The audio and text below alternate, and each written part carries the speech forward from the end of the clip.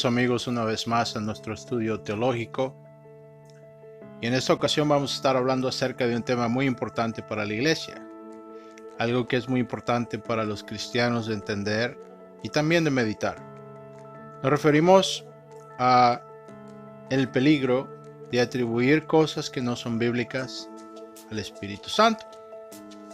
Este estudio es el último estudio de una serie que hemos hecho tocante o referente a la historia del movimiento carismático y pentecostés moderno. Así es que en esta ocasión vamos a estar hablando acerca del peligro de atribuir cosas que no son bíblicas al Espíritu Santo. Este es un tema relevante para la iglesia, es algo muy importante, como dijimos en el último programa que hicimos. Es necesario entender estas cosas porque el movimiento carismático moderno ha influenciado mucho la iglesia ahora en día. De hecho, es el esquema teológico que predomina en Latinoamérica. Así es que es importante pues para nosotros estudiar este tema y entenderlo. Así es que vamos a estar hablando acerca de este tema en este último programa, acerca de esta serie tocante a la historia del pentecostalismo moderno y el movimiento carismático. Ahora, antes de seguir, les quiero recordar de la exhortación que siempre les hacemos.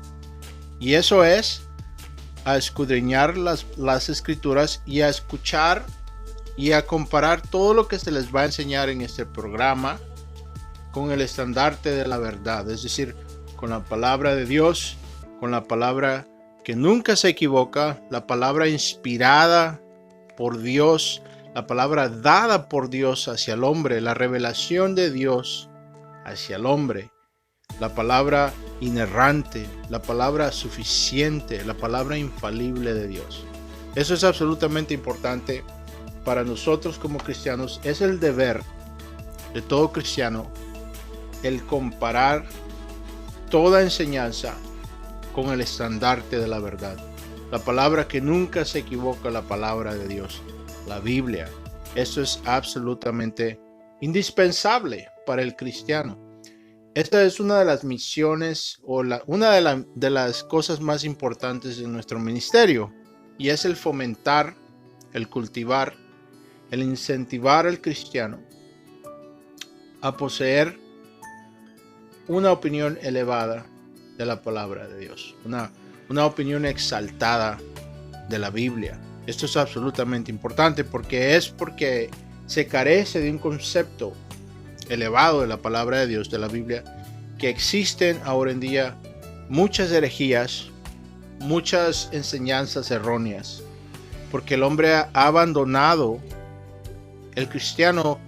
muchos cristianos han abandonado la autoridad de la Biblia y la han reemplazado por las experiencias personales y le han dado más énfasis a estas experiencias que a la autoridad de la Biblia. Y esto es un error muy grande que ha tenido grandes consecuencias lamentablemente en la iglesia. Así es que esta es la exhortación que les hacemos. Por favor, comparen nuestra enseñanza con la Biblia, con la palabra de Dios que nunca se equivoca.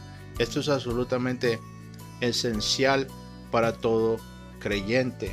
Así es que esta es nuestra exhortación para ustedes. Ahora, antes de empezar, me gustaría darles algunos anuncios. La siguiente serie que vamos a hacer después de esta serie histórica del movimiento carismático moderno, vamos a estar tomando un estudio acerca del libro de Ruth. Ese es un libro muy importante. Es un libro en el cual se nos muestra una imagen del Señor Jesucristo en el Antiguo Testamento. Se nos enseña acerca del carácter del Señor Jesucristo siendo simbolizado por la persona de Boaz en el libro de Ruth. Ruth representa también el estado del ser humano en la luz de la santidad de Dios y cómo hemos sido destituidos por nuestro pecado y el pecado de Adán.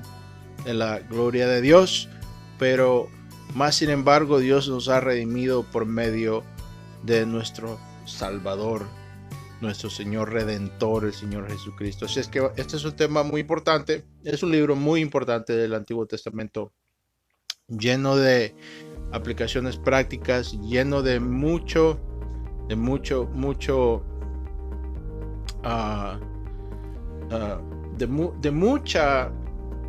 exhortación para la iglesia. Así es que vamos a estar haciendo esta serie, primeramente el Señor, después de esta serie acerca del libro de Ruth. Así es que si es la primera vez, también les queremos pedir que nos apoyen en nuestro ministerio. La manera que nos pueden apoyar no es mandando dinero, sino que dejándonos el like, compartiendo este video y suscribiéndose a nuestro canal. De esta manera nos ayudan a que el video se disemine por las redes sociales. De esa es la manera en que funcionan los algoritmos del YouTube. Entre más likes le dejan, más comentarios dejan y más lo comparten, más lo promueve el YouTube. Así es que les pedimos la ayuda, ayúdenos y apóyennos a compartir este video, esta enseñanza, para la gloria y la honra de nuestro Señor Jesucristo. Así es que en los últimos 2 programas, y si quieren ver estos 2 programas, se los recomiendo para que tengan más o menos un contexto de lo que estamos hablando. Les vamos a dejar un enlace aquí para el playlist de estos 2 programas, y si no, lo van a encontrar en la descripción de este video. En los últimos 2 programas hablamos acerca de los orígenes del movimiento carismático, y hablamos acerca de un hombre llamado Charles Parham. Este es un ministro estadounidense que vivió en el siglo XX, es decir, en los años 1900. Él nació en los años 1800, pero vivió hasta los años 1900. Y él es conocido y reconocido por muchos historiadores carismáticos como el padre del movimiento carismático moderno. A él se le une otra persona llamada Agnes Osman, quien fue discípulo o discípula de él, ¿verdad? Y otro varón llamado William J. Seymour. Todo esto toma lugar en los Estados Unidos.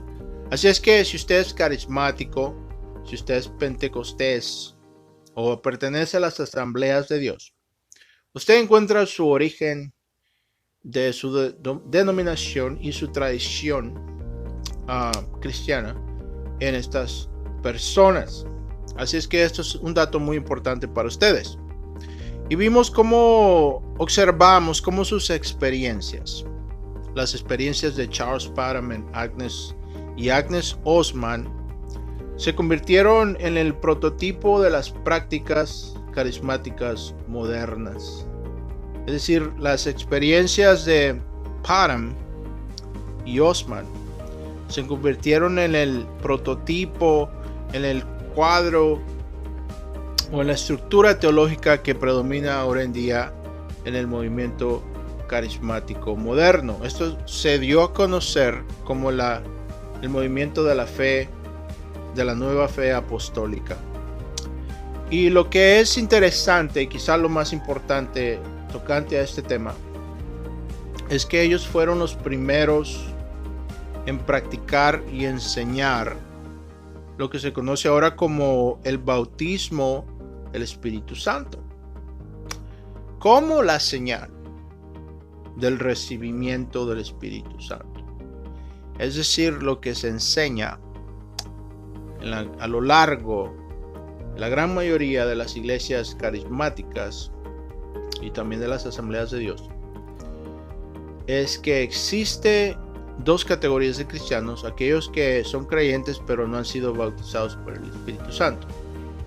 Y lo que se cree que sigue al bautismo del Espíritu Santo es la manifestación del Espíritu Santo en la forma de hablar en lenguas. Y lo que se quiere decir con esto es hablar en un lenguaje que ellos llaman un lenguaje angelical, que no es entendible por el ser humano.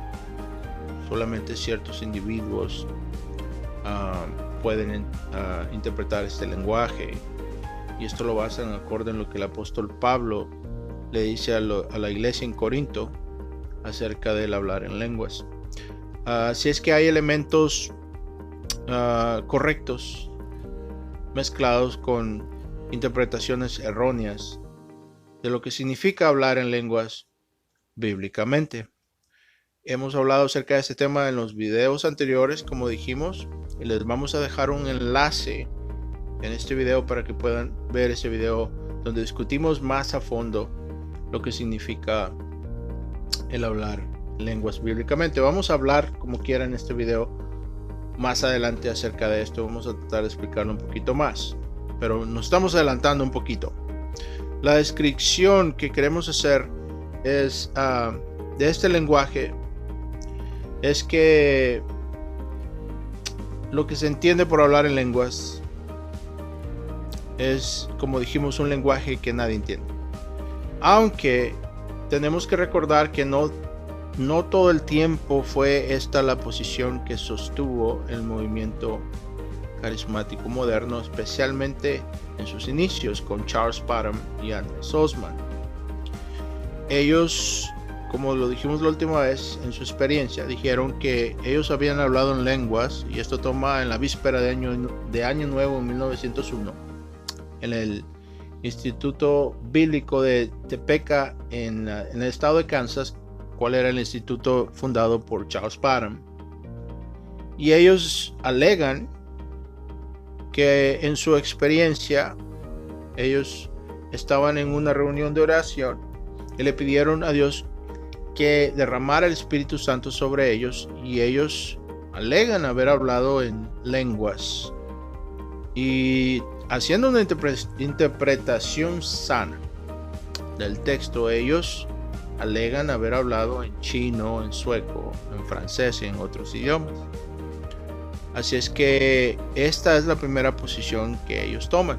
Más adelante, porque se comprueba el hecho de que realmente no podían hablar en estos idiomas, tuvieron que cambiar su posición a decir que las lenguas que ellos hablaban eran lenguas angelicales que nadie entendía. Pero la primera intención fue esa, el decir, el reclamar o el alegar o el afirmar que habían hablado en lenguas entendibles, porque esto en verdad es lo que enseña el libro de los Hechos, como vamos a ver más adelante. Así es que esto es importante para nosotros de entender.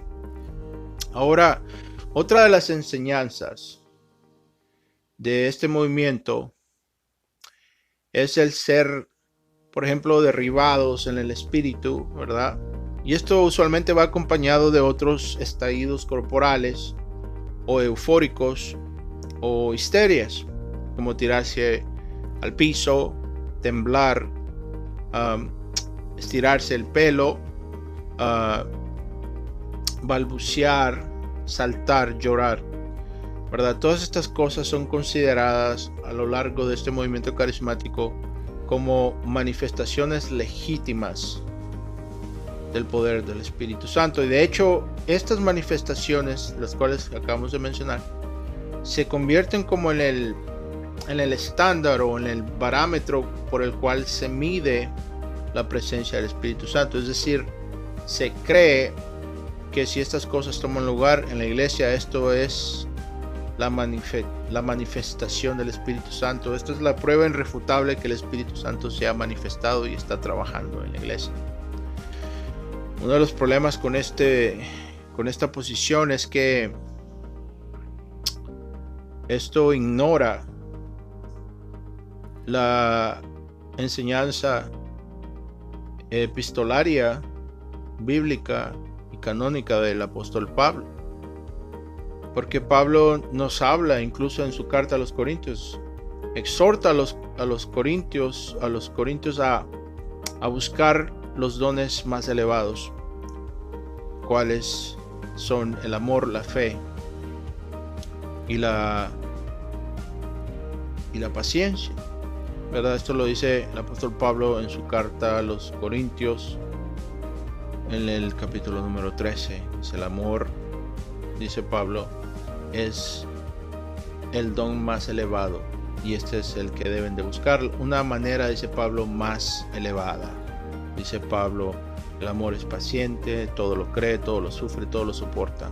Dice el apóstol Pablo que si tuviese la sabiduría, toda la ciencia o hablase en lenguas angelicales, pero no tengo amor, dice Pablo, no soy nada, no tengo nada, soy más que un símbolo haciendo ruido, ¿verdad? También el apóstol Pablo indica en su carta a los Gálatas, en el capítulo número 5, hemos hablado acerca de esto anteriormente, que el fruto del Espíritu, y nos da una lista, el apóstol Pablo, es la paz, la bondad o la benignidad, el dominio propio, la fe, la paciencia, la templanza.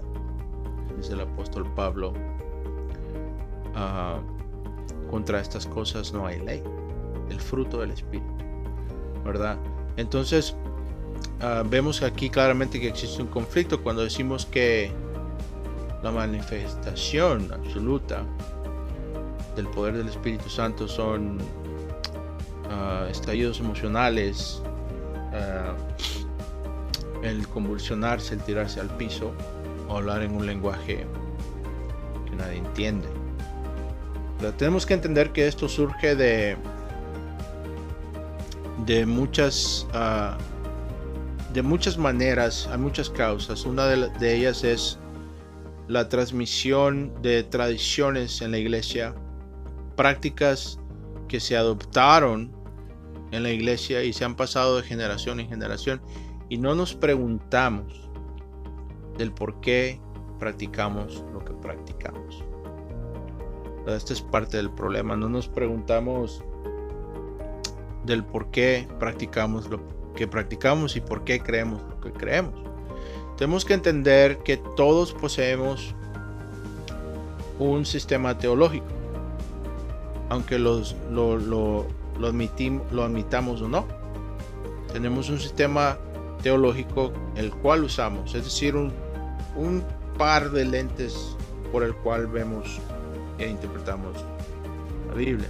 La pregunta ¿es nuestro sistema teológico construido de parámetros y principios bíblicos y doctrina bíblica, o está mezclado con tradiciones e influencias de hombres? Recordémonos que este fue uno de los grandes problemas que nuestro Salvador afrontó con los fariseos y los saduceos y los maestros de la ley, porque ellos habían incorporado en su sistema teológico muchas tradiciones de hombres que no estaban realmente basadas en la enseñanza bíblica, y esto condujo al rechazo de nuestro Salvador.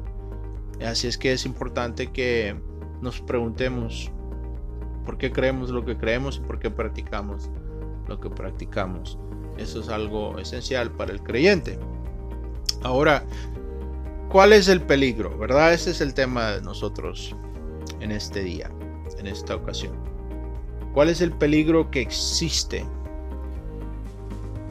verdad, al atribuirle cosas que no son bíblicas al Espíritu Santo?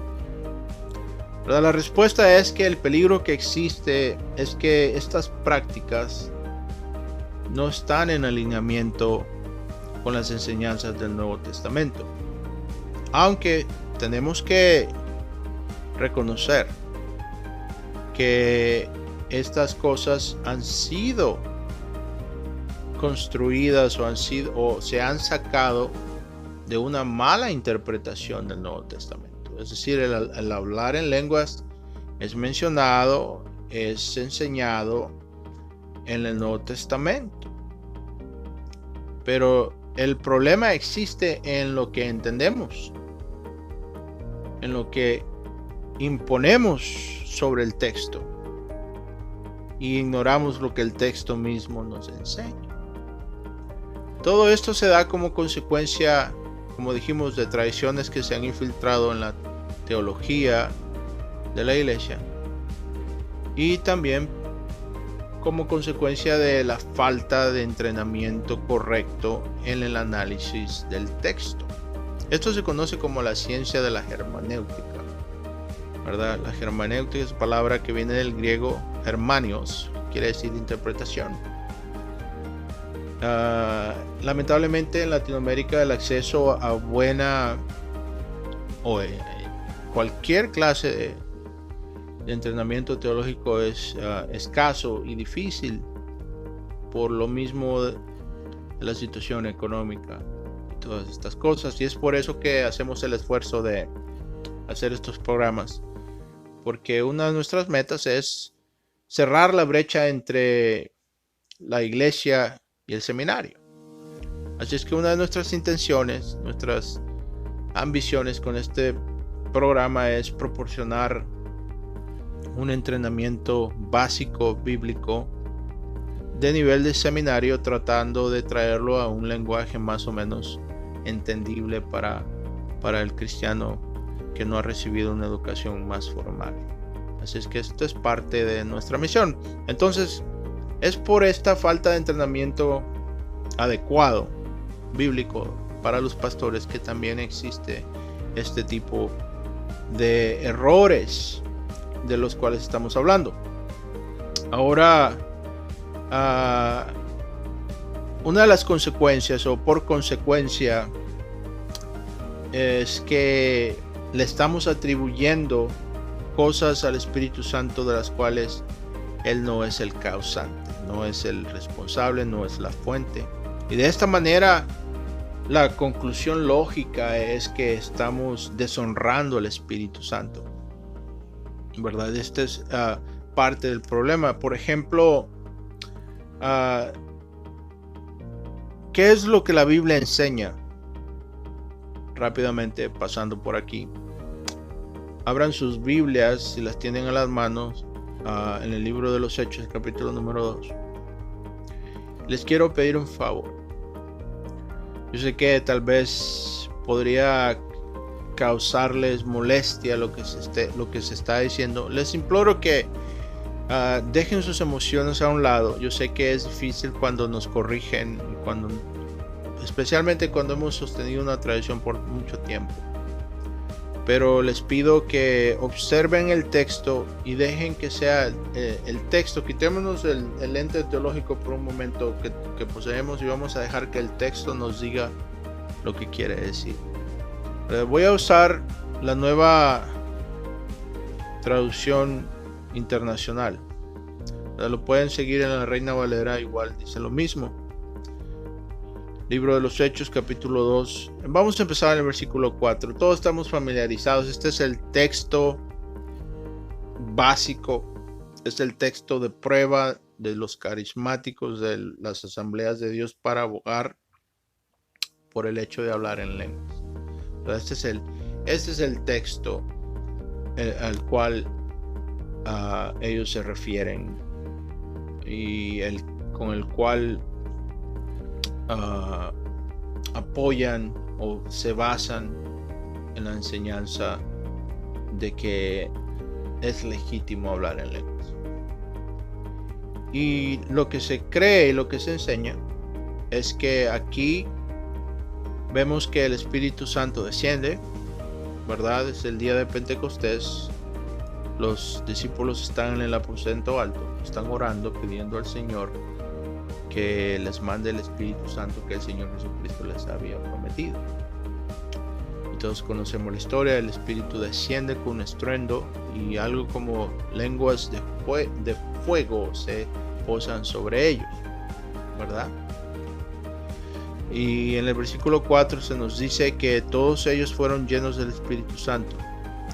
Y escuchen bien, dice, y comenzaron a hablar en otras lenguas, según el Espíritu les daba habilidad para expresarse.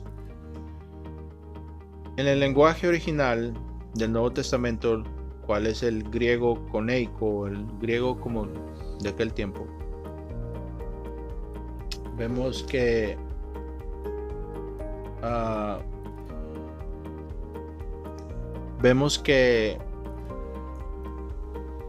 la palabra que se usa para lenguas es la palabra doxa. La palabra glosa. La palabra doxa quiere decir gloria. No, la palabra glosa es la palabra que se usa para lenguas. Y lo que quiere decir es idioma. Se usa para escribir el idioma o una lengua de un pueblo. Esa es la palabra que se usa, ¿ok? Es importante que entendamos el significado de la palabra que es usada para que no de esa manera importemos ideas ajenas a lo que el autor nos quiere dar a entender, ¿verdad? Entonces pudiéramos traducir esto de una manera más adecuada. Cuando dice y comenzaron a hablar en otras lenguas, pudiésemos traducir esto de una manera más adecuada, decir y comenzaron a hablar en otros idiomas, según el Espíritu les daba habilidad para expresarse. Al examinar el texto nos vamos a dar cuenta que el texto en sí corrobora esta traducción. Escuchen bien, pongan atención por favor. Dice, y había judíos que moraban en Jerusalén, hombres piadosos. Y se nos dice que eran procedentes de todas las naciones debajo del cielo. ¿Por qué nos da este dato Lucas? Bueno, el autor Lucas nos da este dato porque él quiere entender que estas personas que estaban viendo, estos testigos que estaban viendo estas cosas, hablaban idiomas diferentes y estaban en Jerusalén porque acababa de pasar la fiesta de Pentecostés, que es la fiesta de los 50, ¿verdad? Así es que es una conmemoración y había mucha gente que se habían quedado desde la Pascua. Así es que estos eran judíos que eran de otras regiones. Este es el punto. Hablaban diferentes idiomas. Y Lucas quiere que lo entendamos. Es un dato muy importante. Dice, y al ocurrir este estruendo, pero el estruendo es la bajada del Espíritu Santo, la descendencia del Espíritu Santo que suena con estruendo, y esto llama la atención de todas estas personas alrededor y llegan a donde están los discípulos, ¿verdad? Dios hace esto con intencionalidad. Dice, la multitud se juntó y estaban desconcertados. Estaban desconcertados. La palabra quiere decir atónitos. Estaban atónitos, desconcertados, estaban asombrados. Déjenme hacerles una pregunta. Es bueno que le hagamos preguntas al texto. ¿Por qué estaban desconcertados? Repitan conmigo, ¿por qué estaban desconcertados? La respuesta nos es dada en el texto. Dice, porque cada uno les oía hablar en su propia lengua. ¿Sí me explico? O sea, lo que el texto nos está diciendo es que estas lenguas, estos idiomas que los discípulos empezaron a hablar, porque el Espíritu Santo les dio a hablar en estos idiomas, eran idiomas conocidos y entendibles, ¿verdad? Así es que si vamos a ser consistentes con el texto, tenemos que reconocer que de lo que se está hablando aquí es de idiomas conocidos, y esa era la razón por la cual ellos estaban sorprendidos, porque les escuchaban hablar en sus idiomas natales, e incluso lo que da a entender es con acento coloquial. Un ejemplo que les puedo dar: imagínense de repente que llegue una persona de Alemania a nuestra congregación y no habla ni una gota de español, y de repente el Espíritu hace a esta persona empezar a hablar en un español o un castellano coloquial de nuestro barrio. ¿A poco no sería sorprendente, impactante el escuchar a una persona hablar, una persona que sabemos que no habla nuestro idioma, hablarnos en un idioma coloquial como si hubiese nacido y hubiese crecido con nosotros, a la par de nosotros? Eso sería realmente asombrante. Y esta es la razón por la cual el texto nos dice que ellos estaban asombrados. Así es que, si somos honestos, nos daremos cuenta que si vamos a decir que el hablar en lenguas está en el libro de los Hechos, y que por esta razón es legítimo hablar en un lenguaje que nadie entiende, aquí nos está demostrando el texto que no es legítimo, que no es correcto decirlo, porque no es estas lenguas de las cuales habla el libro de los Hechos en el capítulo 2, no son lenguas que nadie entiende, son lenguas que se entienden. Si ven en el versículo número 7 se nos dice, Hechos 2:7, y estaban asombrados y se maravillaban diciendo, mirad, ¿no son galileos todos estos que están hablando? ¿Por qué están sorprendidos que son galileos? Porque no hablaban otro idioma más que el idioma de ellos, el idioma hebreo. Y eran de Galilea y eran personas sin educación. Y es por eso que están sorprendidos. Y el versículo 8 nos dice claramente, nos dice lo siguiente, escuchen. ¿Cómo es entonces que cada uno de nosotros los oímos hablar en nuestra lengua en la que hemos nacido? ¿Verdad? Yo sé que esto es difícil, pero tenemos que ser honestos con el texto. Aquí se nos indica claramente que si vamos a hablar en lenguas de acuerdo a lo que enseña el libro de los Hechos, entonces tenemos que hablar en lenguas que se entiendan, ¿verdad? Esto fue lo que Agnes Osman y Charles Parham entendieron, y es por esto que ellos iniciaron un movimiento misionero que decía que ya no habría que estudiar lenguajes extranjeros, porque ya el Espíritu Santo estaba obrando nuevamente de esta manera. Así que se mandaron misioneros sin estudiar lenguajes a China, a Francia. ¿Y qué sucede? No pudieron hablar, que el lenguaje que ellos creían hablar, cuando llegan a estos lugares, resulta que nadie les entiende. Y es por eso que se vieron obligados a cambiar su posición y decir que no, de lo que ellos hablaban era un lenguaje angelical, como Pablo dice en la carta a los Corintios. Pero Pablo no está diciendo que en realidad esto es lo que debemos de practicar. Esa es una deducción, es una conjetura que hemos hecho y la hemos impuesto en nuestro sistema teológico. Ahora, la otra cosa que se enseña en el movimiento carismático es que el hablar en lenguas es la única manifestación del Espíritu, o la prueba suprema, o la prueba indiscutible, irrefutable que el Espíritu Santo habita en nosotros. Lamentablemente esto no está en alineamiento con lo que Pablo enseña. Por ejemplo, en su primera carta a los Corintios, en el capítulo 12, empezando el versículo número 7, Pablo nos dice, escuchen bien, eso es importante porque el movimiento carismático pentecostés y las asambleas de Dios enseñan que hay dos tipos de cristianos: aquellos en quienes el Espíritu Santo se manifiesta y aquellos en quien no se manifiesta, ¿verdad? Hay dos categorías de cristianos, por decirlo así: aquellos que solamente creen, no son bautizados por el Espíritu, y aquellos que son bautizados por el Espíritu y hablan en lenguas. Pues escuchen bien lo que Pablo dice. Dice, pero a cada uno, hablando de los dones del Espíritu y la manifestación del Espíritu en cada uno de los creyentes, escuchen bien, pero a cada uno les es dada la manifestación del Espíritu para provecho.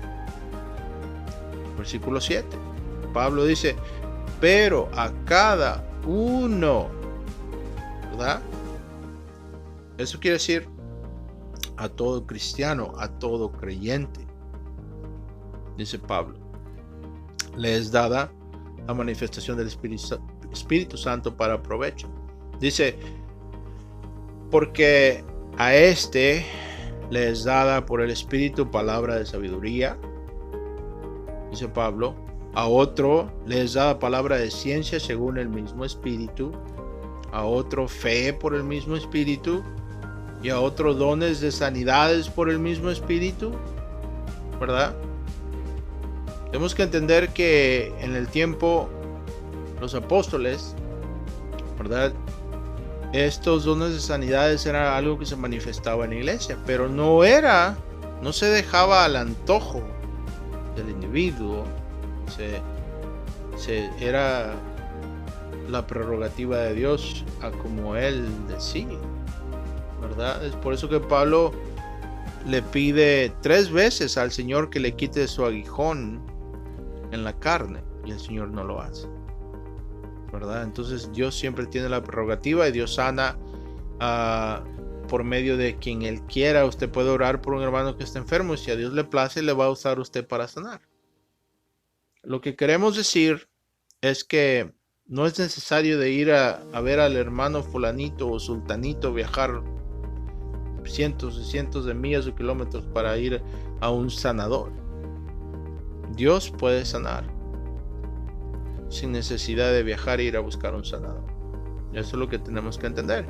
Más sin embargo, aquí el punto es que Pablo nos dice que Dios da diferentes manifestaciones del Espíritu, pero a todos les da manifestación del Espíritu.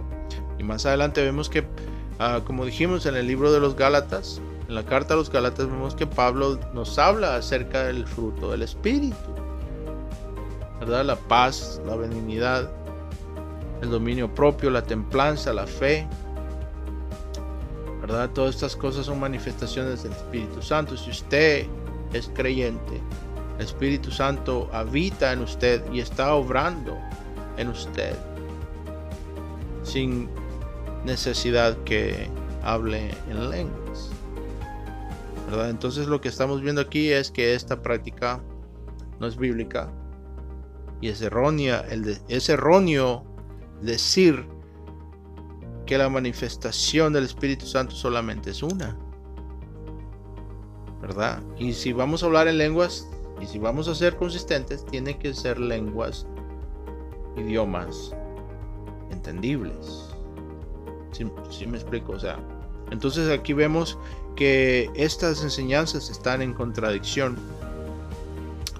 con lo que la Biblia enseña. También tenemos que recordar, como dijimos la última vez tocante a Charles Parham, que su conducta lo descalificó y pone en tela de juicio su ministerio y su supuesto uso por el Espíritu Santo. Como dijimos, está en el récord histórico. Los periódicos de aquel tiempo nos dan el dato de la vida de este hombre, y hubieron muchas cosas en su vida que él hizo siendo ya un ministro de la palabra de Dios, que lo descalificaron. Por ejemplo, como dijimos la última vez, en el libro del pastor John MacArthur, Fuego Extraño, está documentado que a Charles Parham se le arrestó en la ciudad de San Antonio, aquí en los Estados Unidos, y se le acusó de sodomía o de prácticas homosexuales. Se le acusó y él confesó, dio una confesión escrita para poder salir de la cárcel. Tocante este tema, también estafó gente con dinero. Dijo que iba a ir a una expedición a Tierra Santa a encontrar la arca del pacto y la arca de Noé, y pidió dinero a muchas congregaciones y se le dio dinero y se lo gastó. Esto está en el récord histórico, se puede investigar, ¿verdad? Entonces nos pone a pensar que si el Espíritu Santo va a traer un segundo día de Pentecostés, ¿sería este el hombre realmente que el Espíritu Santo usaría para este propósito, verdad? Ahora, otra de las cosas que ha afectado a la iglesia es lo que se conoce como el continuismo. El continuismo es la creencia que enseña que Dios todavía sigue manifestándose y comunicándose de la misma manera que lo hizo durante la era apostólica y el libro de los Hechos. Este es el continuismo, es decir, las cosas que se destacan más del continuismo es la enseñanza de que todavía existen, Dios se manifiesta haciendo el mismo tipo de milagros, y tenemos que entender que la palabra para milagro que se usa en el libro de los Hechos en el Nuevo Testamento es la palabra dunamai, y quiere decir señal con poder. Ese es el primer significado de esta palabra, ¿verdad? ¿Y por qué es importante? Porque si nos enfocamos en la palabra milagro, pensamos simplemente en un hecho supernatural hecho por Dios. Pero si entendemos la palabra señal, tenemos que esto nos revela la intención de Dios en hacer estos hechos supernaturales. Era dar señal de los tiempos. Primero que nada lo hace con el nacimiento de nuestro Salvador, ¿verdad? Son tiempos, eras sobrenaturales, son temporadas, épocas en las cuales Dios se manifiesta de una manera sobrenatural por un propósito específico. En el caso de la era apostólica, en el caso de la venida de nuestro Salvador, la primera venida, es para anunciar la venida de nuestro Salvador. Es extraordinario, es algo que es milagroso, es algo que es sobrenatural. Desde la concesión, el anuncio de nuestro Salvador, desde la concesión de Juan el Bautista, el precursor, hasta la muerte y la resurrección y la ascensión de nuestro Salvador.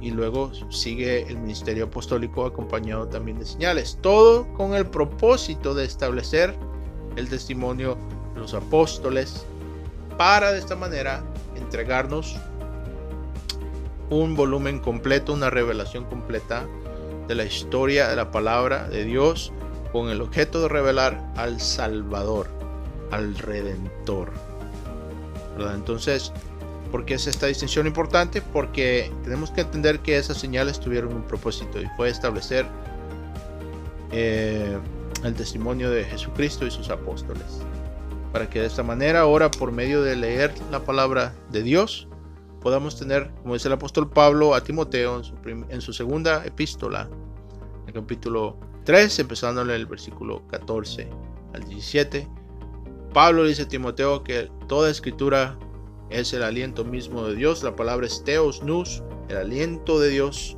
dada para el hombre, para redarguir, para instruir, para corregir, para que el hombre de Dios esté equipado para toda buena obra, ¿verdad? Esa es la suficiencia de la palabra de Dios, hermanos. Eso es lo que queremos decir, ¿verdad? Dios nos enseña que en la palabra, en su palabra, tenemos todo lo necesario para nuestra vida, para esta vida, para nuestro peregrinaje en este mundo, ¿verdad? Ahora, otro aspecto del continuismo es la comunicación extrabíblica de forma directa. Esto ha dejado a la iglesia carismática con dos fuentes de autoridad: la Biblia, las experiencias, ¿verdad? Como escuchamos en las iglesias ahora en día que personas dicen: Dios me dijo, y toda clase de herejías y toda clase de errores se enseñan en el nombre de la experiencia, porque alguien dice que Dios le habló y le dijo, y no importa que lo que supuestamente Dios les dijo esté en contra de la Biblia, ¿verdad? Entonces esto pone a la Biblia en un lugar subordinado a las experiencias, y esto es lo que sucede a lo largo de las iglesias carismáticas. Eso es lo que sucede, que se consideran dos fuentes de autoridad: la Biblia y nuestras experiencias. Así es que esto es algo peligroso para el cristiano. El apóstol Pablo nos dice en su primera carta a los Corintios, en el capítulo número 4, versículo número 6, nos dice que debemos de aprender a no ir más allá de lo que está escrito. ¿Lo pueden leer? Está ahí, claro. El apóstol Pablo nos dice esto claramente. Así es que es importante que entendamos que Dios nos ha dado en la palabra de Dios todo lo necesario en la Biblia para nuestra instrucción, para nuestra vida, para nuestro peregrinaje en esta tierra.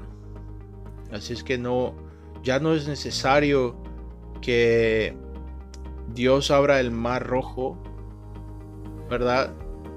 O que levante a los muertos para creer. porque ahora ya nos ha dado una revelación entera. Eso es lo que el Nuevo Testamento nos enseña en esencia. Por ejemplo, el apóstol Juan nos dice en su Evangelio, en el capítulo número 20, empezando en el versículo número 30, Juan nos dice que el Señor Jesucristo dice, hizo muchas señales. La palabra es dunamis, la palabra señal. Se traduce, el Señor Jesucristo hizo muchos milagros, de los cuales no están incluidos en este libro, dice Juan. Pero estos, dice, se han escrito para que de esa manera creamos que es el Hijo de Dios y podamos encontrar la salvación en Él. ¿Sí me explico? Ese es el testimonio de la palabra de Dios, ¿verdad? Que dice, por ejemplo, el Señor Jesucristo mismo lo dijo cuando en la parábola del rico y Lázaro. El rico quería regresar para convencer a sus hermanos que realmente existía un infierno, ¿verdad? Pero ¿qué es lo que se le dice? Ellos tienen a Moisés y los profetas. Eso es suficiente. ¿Sí me explico? Hermanos, tenemos que entender que lo que mueve el corazón, lo que realmente convence al hombre, no son las pruebas, no son los milagros. ¿Quién hizo más milagros que nuestro Salvador en la tierra? Escúchame. Mas sin embargo no le creyeron y lo crucificaron. Tenemos que entender esto. Así es que Dios sigue actuando de manera milagrosa en la tierra. Porque escuchen bien, el mar rojo, los muertos y las estrellas y la creación completa obedecen lo que Dios dice. Pero nosotros, Dios nos dice, ven para acá, obedece, haz esto, haz lo otro, y no obedecemos. Entonces, ¿qué sucede? ¿Qué toma lugar cuando un pecador se arrepiente y empieza a obedecer a Dios? Eso nos demuestra que es un milagro mucho más grande cuando Dios regenera, cuando Dios convierte a un hombre o una mujer, que cuando Él abre el mar rojo, ¿verdad? Entonces tenemos que entender, esto es absolutamente importante. Y como les dijimos, nuestra intención es fomentar una opinión elevada de la palabra de Dios. Ahora, ¿cuáles son las consecuencias? La pregunta delante de nosotros es la siguiente. ¿Realmente queremos estar practicando y atribuyendo algo que deshonra al Espíritu Santo? ¿Realmente queremos hacer esto? ¿Qué fue lo que nuestro Salvador enseñó acerca del peligro de deshonrar al Espíritu Santo? ¿Qué fue lo que Cristo dijo acerca del peligro de deshonrar al Espíritu Santo? En el capítulo número 12 del libro del Evangelio de San Mateo, empezando en el versículo 24, en el contexto, el Señor ha expulsado demonios de los endemoniados. Y no pudiendo dar explicación de este hecho, los fariseos y los saduceos y los maestros de la ley dicen, pero al oírlo, dicen los fariseos, dijeron, este no expulsa a los demonios, sino por medio de Beelzebú, príncipe de los demonios. ¿Qué es lo que sucede? El poder del Espíritu Santo manifestándose en la persona de nuestro Salvador expulsa a los demonios. Pero ellos, en lugar de atribuirle la gloria al Espíritu Santo, se la atribuyen a Satanás. ¿Cuál es el principio bíblico aquí? Que están deshonrando al Espíritu Santo. El Señor Jesucristo les dice, por eso les digo, en el versículo 31, que a todos se les podrá perdonar todo pecado y toda blasfemia. Pero la blasfemia en contra del Espíritu no se le perdonará a nadie. El Señor Jesucristo aquí nos está enseñando claramente que deshonrar al Espíritu Santo, ya sea no reconociendo sus obras, o ya sea atribuyéndole cosas que Él no ha hecho, el Señor Jesucristo nos dice que es una blasfemia. Escuche bien lo que dice, versículo 32, Mateo 12:32. Mateo 12:32, escuche lo que dice. A cualquiera que pronuncie alguna palabra contra el Hijo del Hombre, se le perdonará. Pero el que hable contra el Espíritu Santo no tendrá perdón, ni en este mundo, ni en el venidero. Hablar en contra del Espíritu Santo no solamente quiere decir directamente decir algo en contra de Él, pero también deshonrarle y atribuirle cosas que no pertenecen a Él. Así es que, hermanos, con esto concluimos nuestra serie acerca del pentecostalismo y el movimiento carismático moderno. Realmente no es nuestra intención ofender a nadie, ni mucho menos calumniar a nadie, pero les invitamos a considerar estas cosas de manera bíblica y hacerse la pregunta: ¿es esto realmente la verdad, lo que este hombre nos está diciendo?